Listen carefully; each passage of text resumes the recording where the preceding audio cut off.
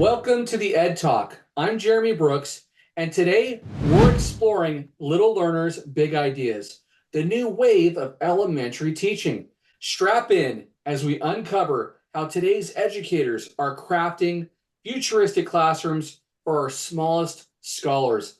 Let's get inspired.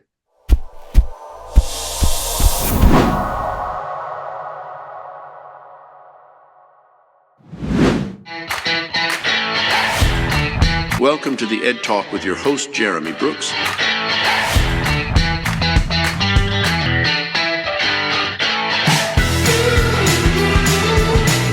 At the Ed Talk, we are uniting education's top thinkers and leaders.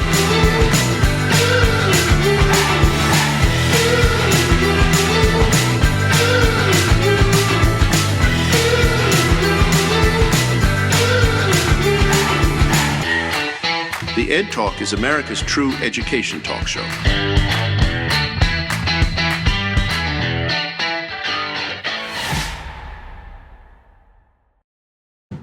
Hello, everyone. Welcome to the Ed Talk. Again, I'm Jeremy Brooks, here to sprinkle a little educational magic into your day.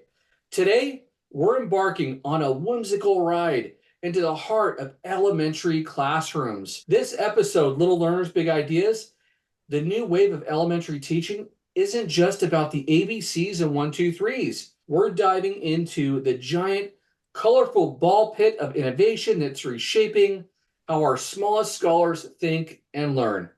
Imagine a classroom where traditional desks are replaced by stations for exploration, where a history lesson is as thrilling as time travel, and a math problem as a puzzle that unlocks the universe's secrets. That's the new wave we're surfing today. But let's zoom out a bit. In the technicolor world of modern education, technology dances through the curriculum like a conga of robots at a party. Kids, they're not just learning to use tech, they're learning to speak the language, from coding their first animations to virtual field trips across galaxies. And amidst this eclectic buzz, how do our fearless educators keep up? They're transforming too, from the sage on the stage to the guide on the side, facilitating wonders rather than teaching them.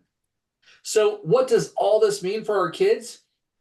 Are they really better equipped for what lies ahead? Does blending tech with tradition craft a stronger scaffold for young minds?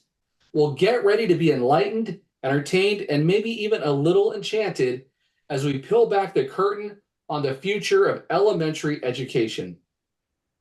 All right, without further ado, let's dive in to our first conversation with a master of educational innovation.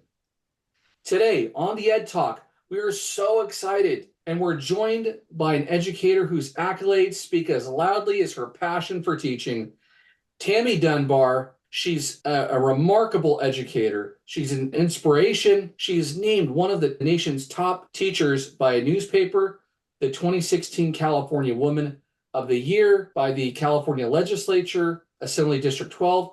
She's a Fulbright teacher for global classrooms and an HP Teaching Senior Fellow. Tammy's also an ISTE Award recipient, Microsoft Innovative Educator Expert, with certifications ranging from National Geographic Educator to Minecraft EDU, Global Mentor. Tammy brings a wealth of knowledge, innovation, and enthusiasm to the world of elementary education. Again, we're so excited and so thrilled to have Tammy on the show. It is an absolute honor. Tammy, welcome to the show. I'm so excited to be here and chat with you.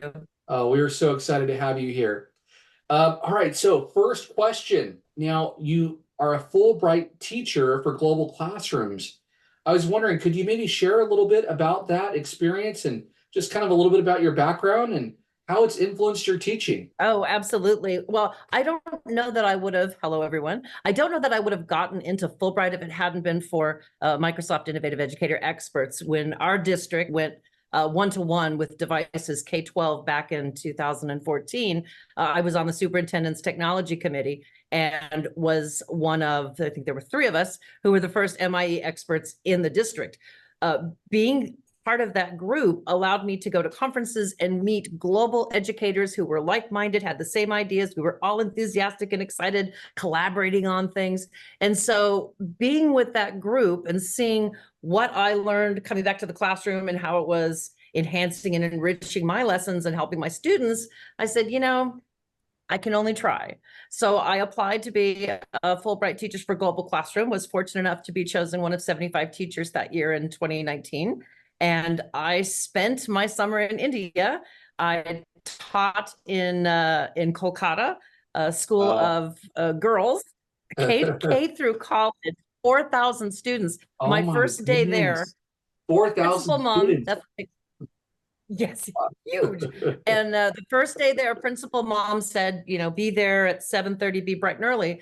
They meet every morning in the quad area, and with 4,000 students, that's a big quad area. And they all meet out there, and there's music and there's all this. And then she turns and she introduces me and she said, say a few words to the girls. You bet. Wow. Which was wonderful. But the experience, I got to meet teachers who were amazing. I picked up a lot of tips and tricks from the teachers in India that I brought back to my classroom. We did a lot of collaborative projects together. Plus, there were several teachers that I had met through the Microsoft program in India. So I was able to extend my stay and go visit them at their schools. Wow. So it was just this. I think the coolest moment was when I went to my friend Amita Sharma's class in New Delhi, and we had Skyped a lot. Then Skype in the classroom was the hot thing, gentlemen. What they had me do is they wanted to present their project that they were presenting on a bigger stage to me to get feedback on their English, just so they were speaking correctly. And I got to meet the two young men IRL in real life, and we were super excited. But going to India, aside from we know travel is a mind-blowing, eye-opening experience, being able to bring the world back into my classroom is not defined by four walls. My classroom is defined by going out and doing a mirror classroom with a class in Sweden and doing a book report with a class in India. And suddenly my students, they realize, oh, we can collaborate with anyone, anywhere. Those kinds of skills, just that alone, let alone all the other things we did, is going to bode well for them when they go into their careers, because they're going to be ready and they're going to have ideas like, well, wait, I have a friend over here. We could, let's, so doing the Fulbright, being able to go there, what a privilege, but what a thrill for my students to be able to Skype with those kids, collaborate with those kids, to brainstorm some new ideas with those kids. I think that was the best part of it all, was seeing how my students, I kept a travel log during that time, and having them follow along made them feel like a big part of that. So wow, I just, it was wonderful. Yeah, that's amazing. And gosh, isn't that so incredible how technology actually helped facilitate that these days? The fact that you have students here and they're able to collaborate with students around the world. And as you said, it's incredible how it opens up your classroom to not just be those four walls, but to really be global. Yeah, that was wonderful. Back in 2019, of course, you had to stay up or get up, or stay up late or get up early to Skype with in a classroom in India. They're 12 and a half hours ahead. So nowadays we can use Flip, and we can record messages, and they can watch them when they're awake, and then they can send recorded messages back. We still do some live stuff, but technology is making it even easier for us to collaborate. Yeah, I love that. Especially the time difference there, and seeing how you actually make that work. That's incredible. And what an enriching experience. And moving on, thank you so much for sharing that. That's so much fun. And by the way, didn't you say you're presenting as well? Some of that too, is that correct? You want to share a little bit about that? This summer, you mean? Yeah, I often present for the once you're a Fulbright, you get the opportunity to apply to present at the Global Teaching Dialogue, which I've done. Last year, I presented a session and was on the plenary session, opening session. So this year, I'm doing a session on teaching digital literacy in an AI-infused world. Wow. Um, so yeah, and it's a virtual conference. So it is, by the way, if you're a teacher listening to this, it's teacher's favorite F word, free. And all you have to do is I'll include that in my resources link so you can sign up and participate. It's really wonderful. Oh, that is so awesome. Thank you. Well, moving on a little bit, moving on into your classroom daily experience. What do you enjoy most? Because you're a fifth grade teacher. What do you enjoy most about elementary education and teaching fifth graders? It's an interesting age group, right? They're getting ready to move on to junior high to sixth grade, but they're still kind of young. And what do you enjoy most about that? The kids, it's always the kids. I think any teacher, when they start their career, you kind of find the place where your heart is. I taught kindergarten, bodily fluids. God bless anybody who's a kindergarten teacher. I subbed for junior high. I mean, they're great kids, but it's a lot of work. Fifth grade, as you mentioned, they're still a little immature. They still want to do well for you. They'll give you a hug, a handshake, or a high five at the end of the day. Toward the end of the year, any fifth grade teacher will tell you puberty kicks in. It starts to smell a little differently in the classroom. But I think my favorite thing about fifth graders is that's the age where they start to get puns. And so I tell bad dad jokes all the time. And it's fun to watch them try to guess the answers. And then like this part of the year, they've got it. Most of them, they can tell me the answer before I even deliver the setup. But to be able to think in that way, because puns are wordplay, right? And to be able to get it, you've got to think in a different way. And I love using jokes to do that because that also builds relationships, which is probably the most vital thing in the classroom. Oh, it really is. And I hope to talk to you a little bit more about that too, later on in the show. And just, one thing too that I wanted to mention, hearing about your love of teaching fifth graders, you can really see that your passion comes through as you shared those experiences too as well. Um, Moving on and looking a little bit at, we're in a digital age. And I wanted to ask you a question about, the fact that we are in this digital age. How important do you think it is for students to develop digital literacy skills, especially as they're using devices more in school? And also the fact that they're connected, oftentimes on social media and, you know, using the internet and relying on resources.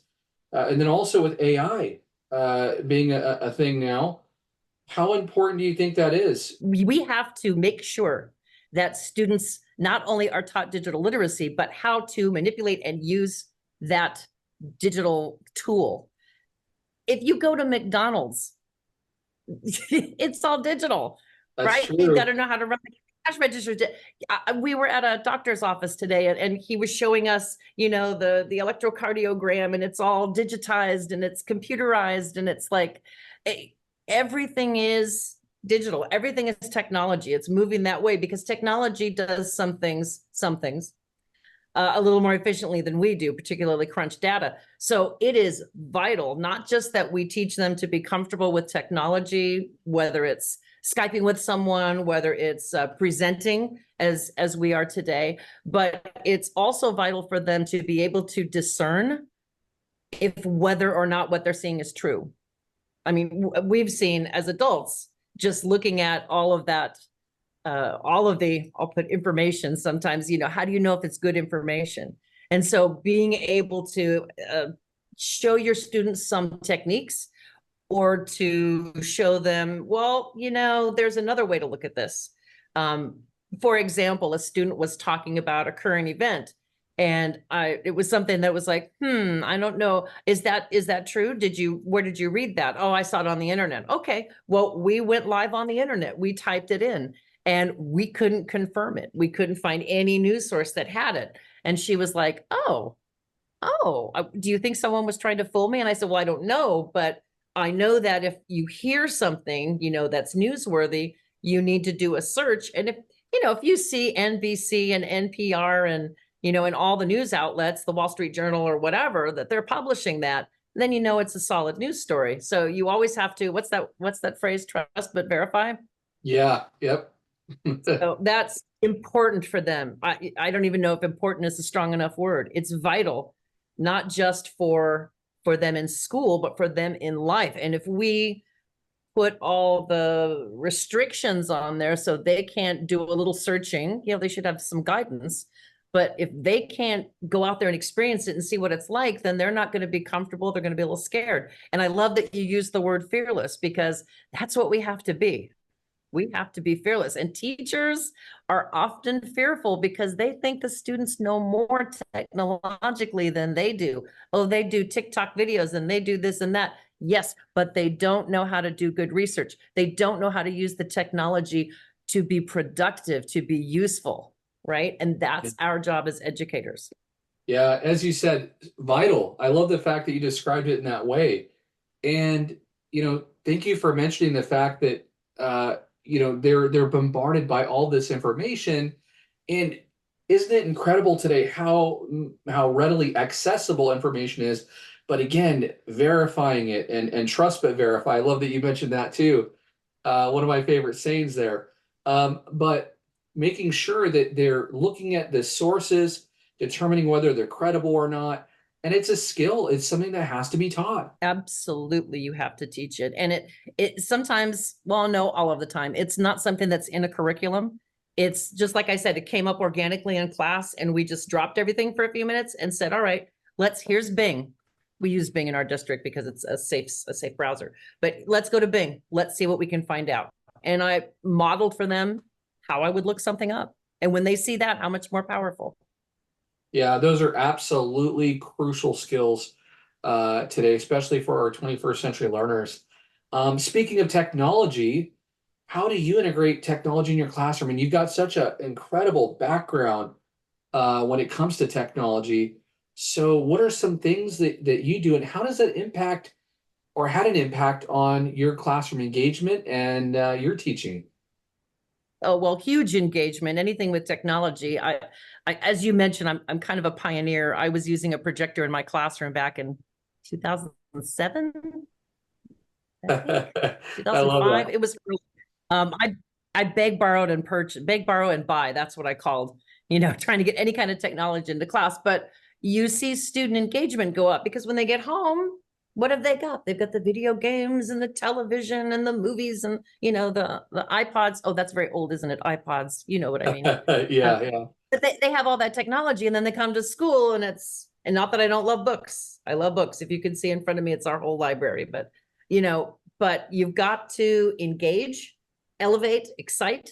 And so infusing technology. So for example, I teach at our online academy. And when we start class, the first thing we do is, we're fifth grade. We're supposed to know American songs. So we'll play Star Spangled Banner. We'll play America the Beautiful. We'll play, each week there's a different song that we listen to, and we talk about its origins and that sort of thing. Then we go to a thought for the day. Then we do a number talk. Then we do a word puzzler. Then we do bad dad jokes, right? Estimistries. So a lot of things on there that there's so many, and that'll all be on the Wakelet that I'm going to share with everyone that has all these resources on it. But things like that. Now, to really get them engaged, when you were talking about my Fulbright experience, it's being able to do projects globally that get them really excited. We did a project several years ago when we were still brick and mortar before COVID, called Human Differences. I did it with a friend of mine, an educator in Belgium named Koen Timmers. And Koen and I wanted to do a big global project where students would look at gender equality and the walls that we build up between each other, whether it's gender or just any kind of wall. And so we had, oh gosh, I think it was like 35 classrooms, 35 countries, 70 classrooms, 6 continents. And we had students, each week we'd give them a theme. And then the students could respond with video, they could respond with song, they could respond with in any way they wanted to it. And one of them, we talked about, what walls do you see people building up between themselves, and why is it important? what are walls important? Is there a time when they are important? Is the time when they're not important? And students in Brazil were writing about a new wall that their president had put around his compound, and they recreated it in Minecraft. So of course everyone was excited, but we learned some stuff we didn't know. A group of students in South Africa, they wrote a song all about how we are one and we need to be together, and that was in there. So I love that. That's amazing. yeah, all of these students from around the country uploading their projects into our website, and then each week the classroom was to watch everything that came in from last week and then work on the next big project or the next big question. So that kind of technology where it's like you have to create something, you have to present it, you have to give feedback to the other people who did it, and suddenly they're just super excited and motivated. And this is my favorite kind of learning. It's not like me saying, today we're going to learn this. It's just they are organically learning how to research, how to present, how to listen, I mean, they're all life skills. And I get so excited when kids get excited about, oh, well, I've got this great idea. Can we do this? Can we make a movie? And we'll make like a public service announcement. I'm like, yeah, that's great. Let's do that. So I love it. And you could tell that, as an educator, you're absolutely so student-centered. that's what you have to be. I mean, we're called to be student-centered. That's my master teacher, John Cardoza, who's unfortunately no longer with us. When I went to him and said, I'm thinking about becoming an educator, he said, you first of all have to understand teaching is a vocation. It's calling. And you're there for the kids. That is your calling. And I can't stress it enough. Students first. And you meet students where they're at, it sounds like, too, as well. You have to. I understand when we do standardized testing, we used to have, you remember the phrase bubble students, the ones who are really close to. Oh, yeah. But I always worried about those students who are lower because we just kind of forgot about them because we were so concerned with getting the bubble students up. And it's like, no, you have to meet students where they are. I mean, show me where you are and then let's go from there. I want you to learn. Wow. And it's so fascinating to hear how technology, again, it has transformed learning in your classroom, but also just to see kind of how other countries are utilizing technology as well. And I love the fact that you built that network and those relationships and the collaboration with other students around the world. And it's just amazing to see that. Over your teaching career, though, how have you seen things evolve? I mean, you talked about bringing in the projector, and prior to that, just to give our friends here that are listening a little bit of context, I mean, we had the chalkboard, right?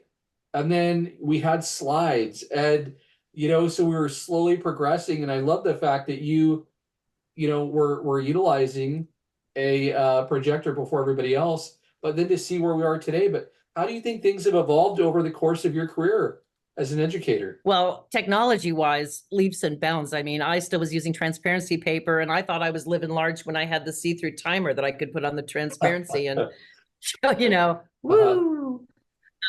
And when we got magnetic whiteboards, wow, right? So technology obviously has changed a lot. Teaching, and you'll see pictures of this, the desks are still in nice little rows, right? Like we were back in the 50s. And we always have collaborative groups in my class. We always do table groups. As far as educational pedagogy, you and I were talking about this. It's kind of a pendulum, it just keeps kind of going back and forth. And sometimes they repackage and you're like, oh, no, this is like general instruction. No, it's tier 1. No, it's, it's like, okay, I understand. But the basics are still there. The basics are still,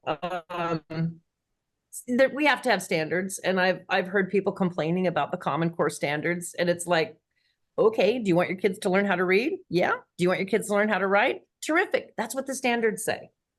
Common Core isn't the enemy. It's being able and giving teachers, having a little faith in us, that we're going to take that curriculum and we're going to use it and look at our unique group of learners, because they change. They change from year to year. They change from month to month. They change sometimes from hour to hour, depending on what baggage they're bringing from home or wherever, right? So trust us that we can look at a classroom, and if a kid says, oh, hey, I heard this thing on the news. Great. let's talk about it. We've got 5 minutes. What do you want to talk about? And listening and pulling in their ideas. So, I think every teacher has a passion and something cool to share with the class. And I think that's been the same, the teacher who plays accordion, the teacher who golfs, they always share their passions with classrooms, and, kids get excited when their teachers are excited. So education's the same in some ways, because the vocation is still be there for the children, nurture the children, grow the children. But the techniques that we used have changed, in that the technology has changed. Now, a lot of teachers have fought that, oh, the kids know more about technology. I'm very confident just writing stuff on the board. I teach, they listen. And I get that, but we want them to be lifelong learners. Let's face it, the kids are going to, in their careers, statistics show they're going to change jobs 6 to 8 times, maybe even 10, right? In their careers. I've changed that. Yeah. And every time you change, you have to learn something new, right? When your toilet gets stuck and plugged up, you got to learn something new real fast. So being a lifelong learner, ingraining that into students, I think that philosophy is I think that maybe has changed. I think that's kind of where we're at now, is especially at the elementary level. We really try to meet the kids where they are and teach them, hey, learning's cool. And you know what? If you make a mistake, you just learn something. It's not a big deal. Move forward, keep going. You got this. Some of the most powerful learning comes from when you do make a mistake. Yeah, right? Yeah. Always. You don't learn if you already know it. Yep. Good point. We're going to go ahead and we're going to transition to the next phase of the show, our Educator Spotlight.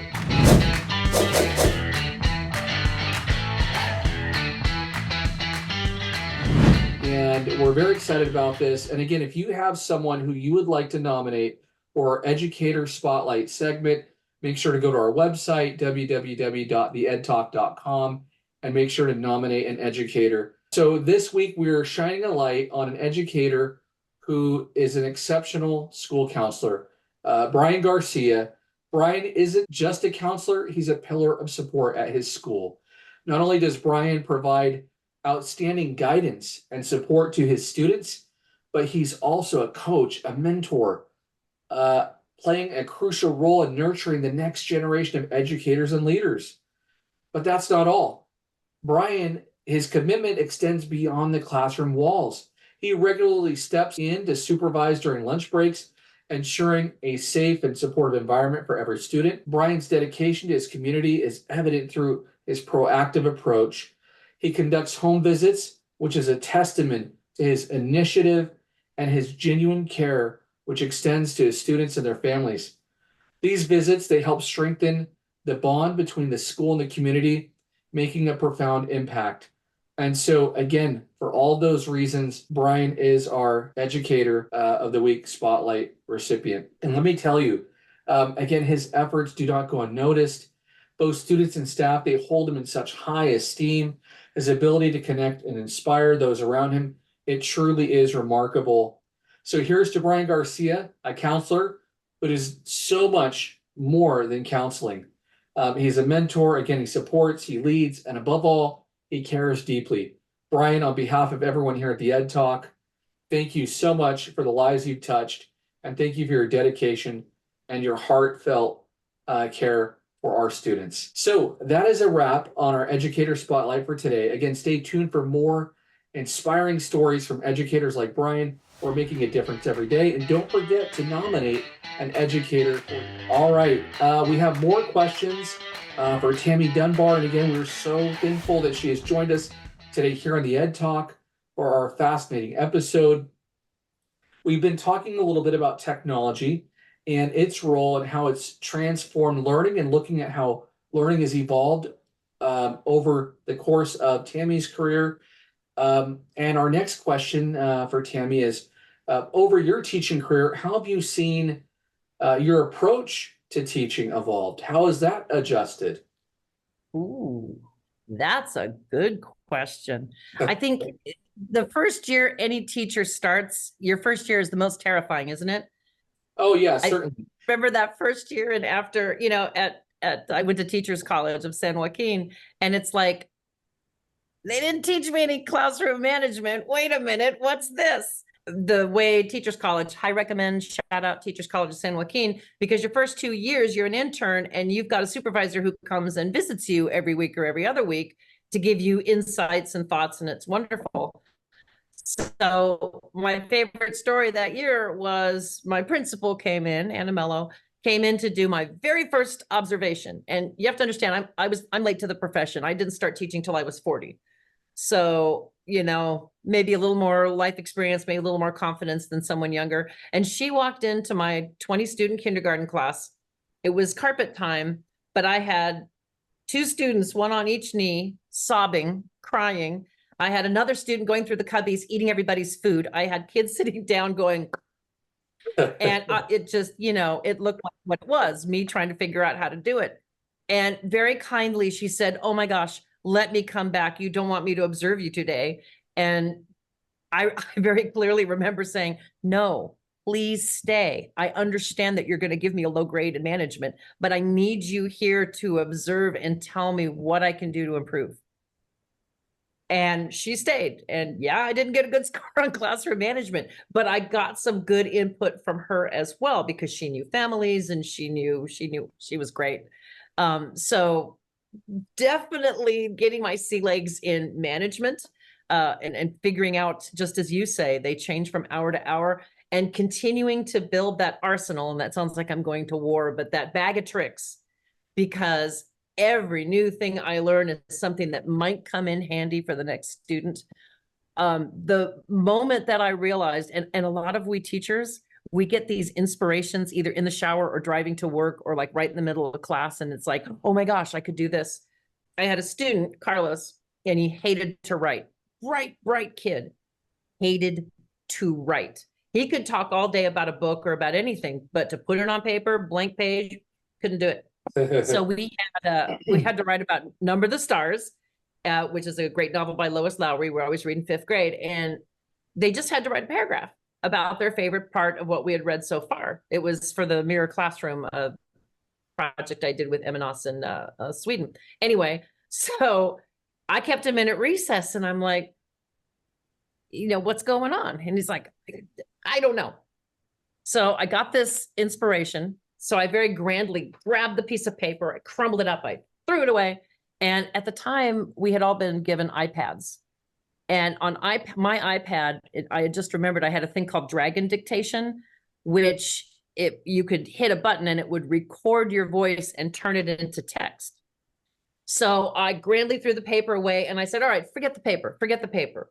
Just tell me, what was your favorite part of what we read so far? And I just pressed the button. I didn't even show him what I was doing. I just pressed the button and sat the iPad down. And he just started talking all about, oh, well, I really like these soldiers that were on the corner and the girls were doing the race and they were super, and when he was done, I pressed the button again. And then I pushed the iPad across to him and I said, could you read this to me?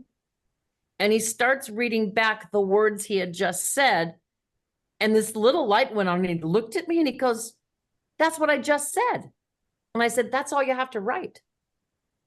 And, it took a couple more weeks, but the light went on for him. And by the end of that month, he was writing. Wow, that's incredible. I love that. Yeah. Technology can make a difference, but it's the right technology for the right kid, or what do we say? The right tool for the right job. So being able to have an arsenal of new technology, that's really how my teaching practices has changed, because I keep going out and I get, certified in Wakelet, I get certified in Flip, I get certified in, certifiable perhaps, but in all of these things, so that I have more tools. So when I see something needed by a student, I can go, oh, this works, try this. That's incredible. I know there are some teachers that just they like to collect the badges, but I'm very particular about the ones I do. My proudest ones are Microsoft Innovative Educator Expert. I'm a certified Microsoft trainer, Distinguished Professional Learning Specialist at NCCE, National Council of Computer Educators, Senior HP Teaching Fellow, Fulbright. That's kind of a biggie. And as you mentioned, some ISTE awards, but all the certifications are really just there so I have more tools. The That's more tools, the incredible. better. Yeah, wow. And there's no one tool for one class. You would probably, I don't know, if you came in and observed me when I give an assignment, it's like, okay, we're going to be doing a reflection on, on the War of 1812, and you can either record a video, you can act it out, you can do a poster in Pixton, you can, because every student has a different way that they can showcase their learning. As a former history teacher, by the way, I love the fact that you're covering the forgotten war. Thank you for that. All right, so it's interesting to hear about those changes, and I love the stories you just shared. And do you have any other stories, that you'd like to share? At the end of a school year, we do genius projects. Genius projects are where students get to choose whatever they want to do a project on. They discern what their genius is. It might be they want to be an architect. It might be they want to be a mechanic. It might be they want to be a doctor. It might be they want to learn how to bake a cake. And then they document their learning process. It's not just an overnight thing. It's a full year project. And I had 4 girls, and they said, Mrs. Dunbar, this is in end of April after testing. Mrs. Dunbar, can we do drawings and sell them in class? And I'm like, yeah, you can talk to the principal, you can't just sell things on campus, but if you go talk to our principal, I'm sure she'll let you. I figured, they're raising money for, I don't know, Slurpees or something in the summer. Yeah. And yeah, so I'm getting before myself. Earlier in the year, we had done a second harvest. We had done a canned food drive where they had written an article for the local newspaper, and they tripled what we had gotten the year before. So they had worked really hard on that. That was their genius project. Anyway, so they drew the pictures. I may have purchased several of them. And at the last day of school, this great picture, they came up to me with this little container, and it had all their money in it. And they said, here, Mrs. Dunbar, we want to give you the money. Oh, wow. And I said, oh, no, that's not the end. Because I said, why me? And they said, because we know you'll take it for us to second harvest, because we figure those people that we got food for at Thanksgiving probably are hungry in the summer too. Oh, wow. And sometimes they surprise you. And, I really focus on empathy and compassion and social emotional learning. And when something like that happens, you kind of sit back and you go, oh my gosh, wow. Yeah, maybe I helped a little. Wow. Oh, and you do. I know you do. You certainly have an impact on so many lives. Thank you for sharing that story. Now, you talked about SEL a little bit, social emotional learning. Can you tell our viewers, our audience members, our friends out there a little bit about SEL, what it is? And to me, it was always about love your students, build relationships. That's the heart of SEL. I mean, SEL doesn't come in a box. It's not a deck of cards. It's not a curriculum. SEL is building relationships with students and their families, right? And being available so they can reach you if they have questions or comments. That's my basic philosophy on SEL. So yes, I still do check-ins. How are you feeling today? And there are all kinds of wonderful technologies where you can, like, we use Microsoft Teams in our school. They can use Reflect, where they can give me a little emotions monster and let me know if they're enthusiastic, hopeful, sad, down. I can do that with every assignment they turn, and they can let me know how they're feeling. But AI is great, but SEL is about relationships. So it's got to start and end with relationships with people. And so your planning has to start way early. I tell teachers, it's all about preparation, accessibility, technology, of course, and energy and enthusiasm. You've got to prep everything so that when your students and families come to back to school night, you can tell families, hey, here's how you find out where the homework is. You can go on my Remind. Here's this QR code, scan it. You're in my Remind. I'm going to send you what homework is there every day, right? I'm going to post it. If you've got questions, here's my Google Voice text number. Here's my email. You can reach me on Teams. You can reach me on Remind. Be accessible and make sure that your message is accessible to families. I use Remind because Remind I can set the language for each family. So I have Spanish speaking families this year. When I send out my notices in English, it automatically translates them into Spanish for them. You can also, I do back to school nights online. We get a better turnout that way. And I use PowerPoint, online PowerPoint, and you present live. And when you do that, you can program it so a QR code pops up, they scan it, and on their phone, it pops up and says, what's your name and what language do you speak? And it's got like 90 languages. And so once I push live, it reads out on my screen in English what I'm saying, but on their phones, it's translating it into the language they speak, Tagalog, Farsi, whatever. It's there so they can follow along with what I'm saying. It's almost insane. So accessibility, that's huge for SEL. Social emotional learning, if you're comfortable in your learning environment, then mentally you're ready to learn. You're going to focus on learning. You're not going to be sitting there going, what to do? I don't know. How do I do it? No problem. And be the kind of teacher that one of my rules is ask questions. If you don't know, ask, right? There's no shame in asking. Even adults ask questions. So social emotional learning is important. It's important for teachers. It's important for people in the workplace. It's important in families. We have to be comfortable and know that people have our backs. And that's what social emotional learning is to me. It's building those relationships with students and families. By the way, family relationships are super important because if the families know they can call you at any time, they can text you. Yeah, okay, you got to set some boundaries, right? I'm not going to answer texts at 10 o'clock at night, but they know that I'll answer them in a timely fashion, but they know I'll answer them. And so a lot of complaints I hear from teachers are, I've sent emails home and they just don't answer. Well, guess what? Get a Google Voice because most of them will respond to a text. Some of them will respond to email. Some of them will respond to phone calls.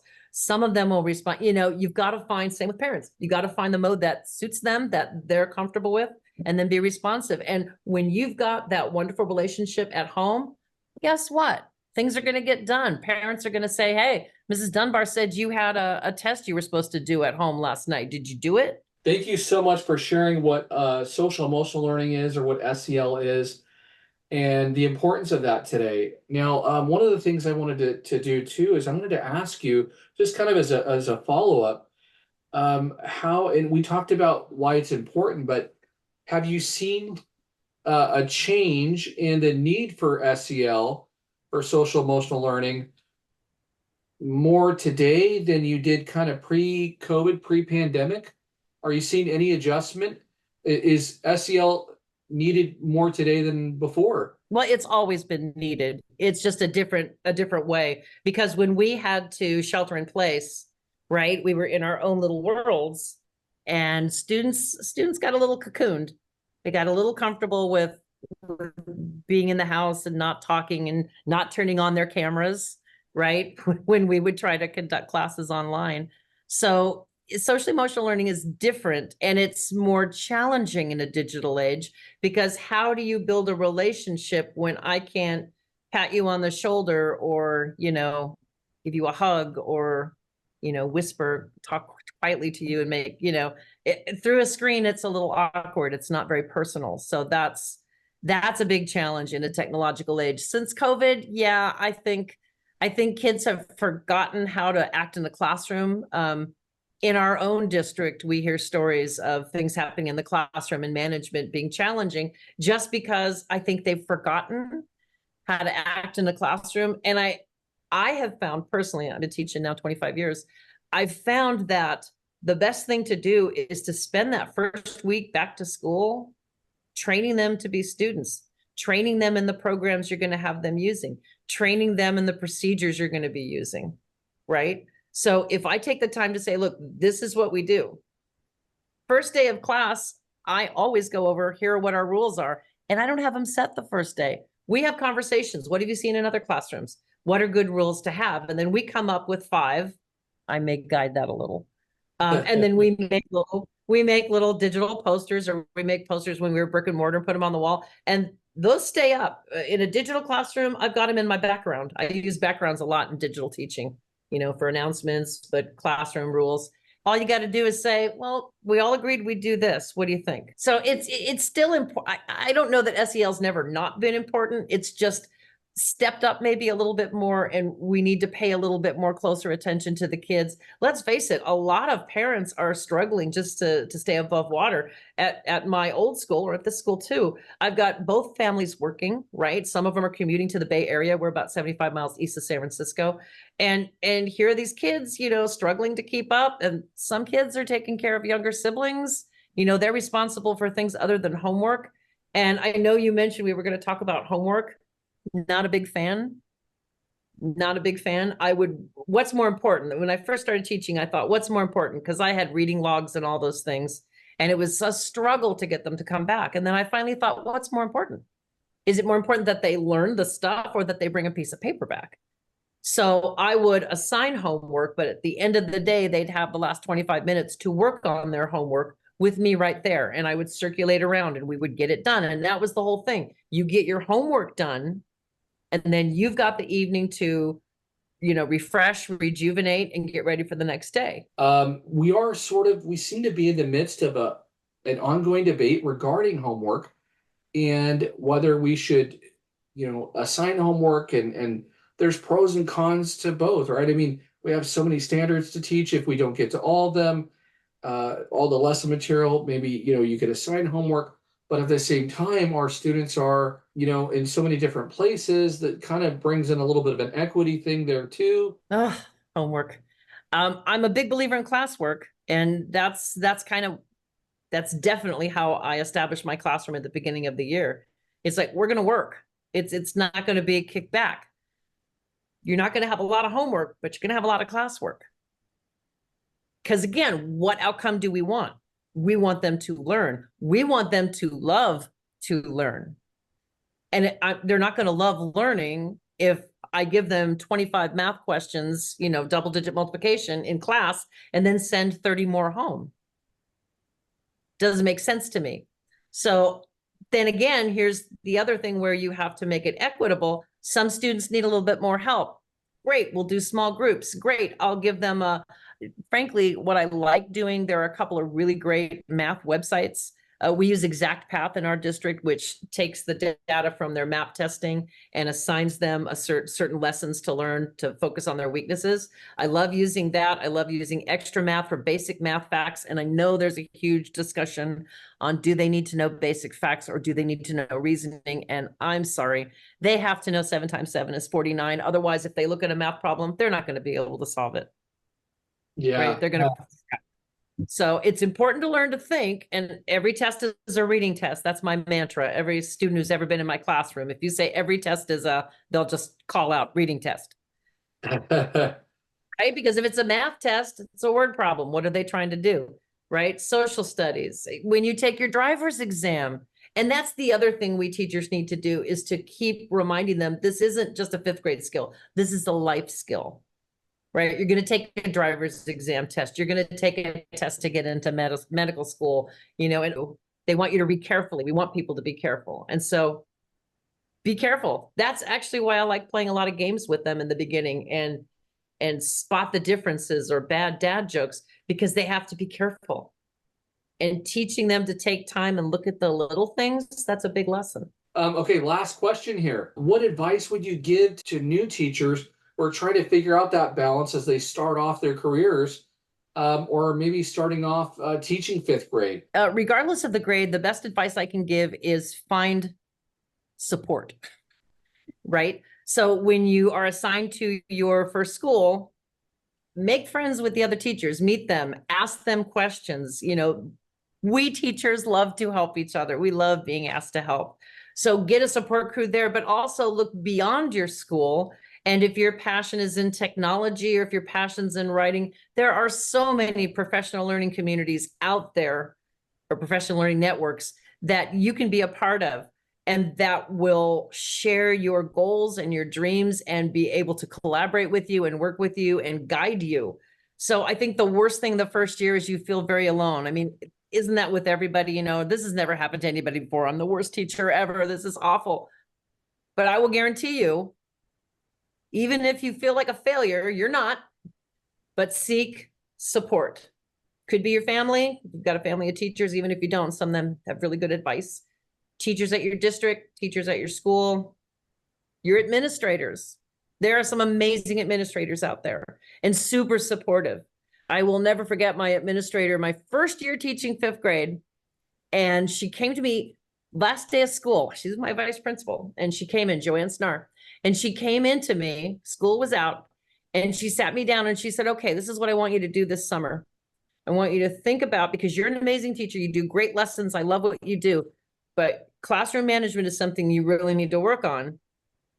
Over summer, I want you to discern, are you willing to put the work in to be good classroom management, or is teaching the right thing for you? And I was a little upset with that, but maybe being 41 years old, it was easier. But I began reflecting and I thought, she's right. I need to learn. And so don't be afraid to ask for advice. And sometimes they're going to give you advice you need to hear. Not all advice is criticism, critique, semantics, I guess, but people really want to help you and take it to heart. I worked really hard. I read, oh gosh, what was his name?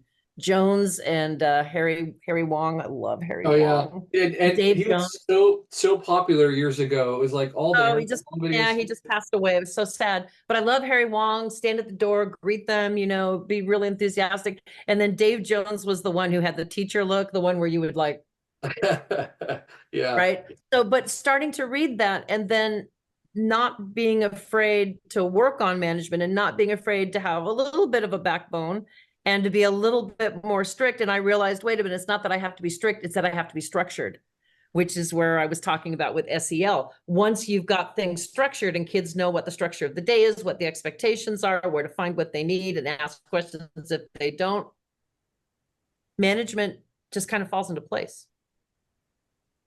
You've got this, hang in there, because it's a great vocation. Oh, it really is. And watch Rita Pearson. Have you seen Rita Pearson? I haven't. Can you tell me about her real quick? Oh, Rita Pearson, she's passed away now. She's an amazing educator. Go to TED Talks. I'll put her in my Wakelet. Rita Pearson has this wonderful TED Talk. I when I used to teach teachers at Teachers College, I always showed it to them. And she says, kids don't learn from people they don't like. And it's a hard job. It's a hard job, but we are called to make a difference. And her stories about her classroom, I won't do them justice, so I'm going to make sure you watch it and you listen to her. But I will tell you, every time I've shown her, people just, it's like, oh my gosh, yes, this is what I'm called to do. So watch Rita, have faith, keep moving forward, and look at obstacles as building character. Oh, thank you, Tammy. You're such an inspiration, and what a transformation too. And listen, friends out there, she shared again such an important and remarkable experience. The struggles of being one of the new teachers out there that maybe had difficulty with management, and yet named one of our nation's top educators today. So thank you, Tammy, for that and for everything that you've done. And again, for being vulnerable and sharing those stories with us, those early experiences as an educator. Oh, yeah. And we're going to move on right now to our education showcase. So on the Ed Talk, we share the best tools and resources to enhance learning. And Tammy, please jump in if you've got any. I know, I'm sure you got some great tools that you know about. So today we're going to share some fantastic resources for everyone involved in elementary education, but not just teachers, parents, and students as well, if you're listening. So let's get started. First up, for our dedicated teachers out there, if you haven't done this, check out Khan Academy. This platform offers comprehensive lessons on a wide range of subjects. They're all tailored to different grade levels too. I've used them. It's incredible. I've used them to even tutor my nephews and nieces. And again, it works wonders. It's perfect for reinforcing classroom learning, for flipped classrooms as well. So again, check that out. Tammy, any input on Khan Academy? You ever use that, by the way? Yeah, absolutely. That's when students get a free day to choose how they want to learn. Khan Academy's on there. Our district has that on the approved list. Yeah, Sal Khan's done a great job on putting that together, and it's all grade levels. And it's just somebody digital inking and talking about things, but they're very effective. Yeah, and it can be great for reinforcing content in your class. So if there's additional things that maybe, students struggled and had some difficulty during a certain part of the lesson, have them check out Khan Academy. It is a great tool. Also, next up, parents, listen, we got you covered. Parents, if you're looking to support your child's learning journey, PBS Kids, it's a treasure trove. Let me tell you, it provides educational games and videos for kids, and it also has your favorite PBS shows or PBS shows as well. So making learning fun and accessible. PBS Learning, again, check that out. It's a great resource. Also, students, if you're listening, we have you covered too. Cool math games. It offers engaging, interactive math games that make learning and practicing math concepts an adventure. It's not just educational, it's a lot of fun too. So check out that resource. You ever use that one, by the way? I have. It's good. I'm actually an aficionado of Canva. Canva's free for educators, teacher's favorite F word. And you can have a whole class on there. My students can use it too. And what it is it's you've probably seen the ads on TV, but it's basically layout, advertising, presentations, video. It does the whole ball of wax. You can even use AI to put a presentation together. Don't be scared of AI, by the way. But Canva's terrific for that, or Flip, Microsoft's Flip is another great platform or an app on your phone where you can make videos and add filters and titles and all kinds of amazing things, and creates a unique URL for each video. And then you can just share that out with the world. Oh, that's awesome. And then teachers, if you're looking to integrate more technology into your classroom, don't miss out on Google Classroom. It helps streamline assignments, it boosts collaboration, and it fosters communication with students and parents. All, again, our favorite F word, all free. Yeah, although I'm a Microsoft Teams girl myself because we're my district. But Teams is pretty awesome. And I would recommend to teachers two Microsoft products. Sorry, I know I sound like a shill, but Microsoft Math Solver. It's a website, free. Go to it. Just type in Microsoft Math Solver, and you can write in or type in any math problem, literally. And it will not only show you how to solve it, it'll show you several ways to solve it. It'll generate a quiz on it so you can practice it. It'll walk you through the steps. Utterly amazing. Trig, calculus, basic algebra. It's phenomenal. That's Microsoft Math Solver. And the other one, teachers, is called Reading Progress. It's a standalone now. If you are a Microsoft district, you have Teams, you can actually assign this in assignments. And what Reading Progress does, and teachers are going to love this, we have to do fluency testing, right? Where you call one kid to the back and they cold read a section, and you're writing down, they missed this word, they got this word, they skipped this word, and we're checking for fluency. This does it all for you. You assign it on Teams, or if you're using the standalone, it's a website. Student goes on, camera's on, student records, the screen comes up with the text that you choose. You can either choose something they've got, or you can upload your own. Student reads it cold, submits it, and then AI sends you a report where it highlights the words that were repeated, the words that were omitted, the words that were pronounced correctly. You get a fluency rate. It's like the whole ball of wax that we used to have to do and keep the whole rest of the class busy while we were doing one student at a time. Another great one right here. This is the last resource we're going to share with you real fast for parents and teachers alike. Starfall. It's a great resource, especially useful for through K through third grade reading. It focuses on reading and language arts. Starfall, it makes learning to read exciting and interactive. All right, and so that's today's education showcase. Keep tuning in for more tools, tips, and tidbits that can transform your educational experiences. Okay, we're moving on to our final word segment.